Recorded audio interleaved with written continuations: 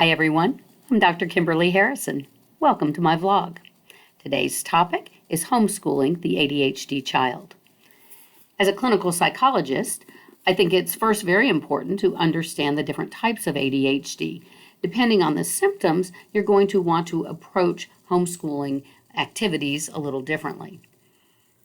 If a child is more hyperactive and impulsive, they are going to require more movement, more verbal interaction. They are going to need to have things broken into small, bite-sized chunks of activity that have accountability, hopefully with ways that they can move between each segment. The inattentive child, on the other hand, is usually much more quiet and reserved and often will look like they're paying attention, but their mind has drifted into something that's far more interesting than the schoolwork in front of them. So they require regular check-ins with a parent or the virtual teacher or classmates, some method to pull them into paying attention. One of the methods that I use with both inattentive and impulsive hyperactive children are timers. Timers are great for the hyperactive impulsive child because you can physically turn them over. Remember, they need a lot of movement. And so even something as simple as turning a timer can be very helpful to them. These sand timers are great for setting some short-term goals as well, and you can even incorporate some extra physicality at the completion of each goal. So for example, if you have, let's say, a math worksheet, you tell the child, okay, do 3 problems before this timer is up. When you're done, say, done, and turn the timer back over. So the motion of turning the timer is physical.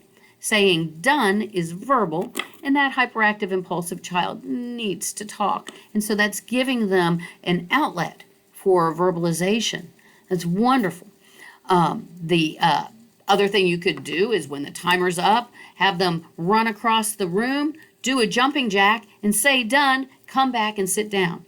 The key, whatever movement you incorporate, is that you get them back to work as quickly as possible. They only need 5 seconds or so of movement. It's not a big break that's needed, but just a quick verbal burst and then a physical burst of some sort. The inattentive child also benefits from something as simple as a timer because it's a visible reminder that they need to stay on track. I also like timers like this. This one's called the time timer, and it also helps make time visible. You just move the dial to the amount of time that you want to record, and then it slowly gets smaller minute by minute until time is up, and then a nice little buzzer rings. Other factors that you can incorporate into your homeschooling are regular breaks. Think about it. Recess was designed for a purpose. Art, music, PE, these ancillary activities are very helpful for keeping the brain alert and on track. You want to help your child be energized when they're doing their work, have mechanisms to help them stay on track, such as timing devices or checking in with them, and then recuperation time. The most important thing that drives attentiveness for anyone, whether we have ADHD or whether we don't, is interest.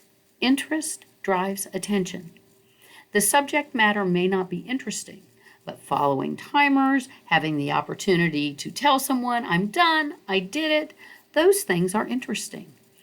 You don't have to make big, elaborate plans. Just incorporate some regular ways to check in with your child or have your child check in with you.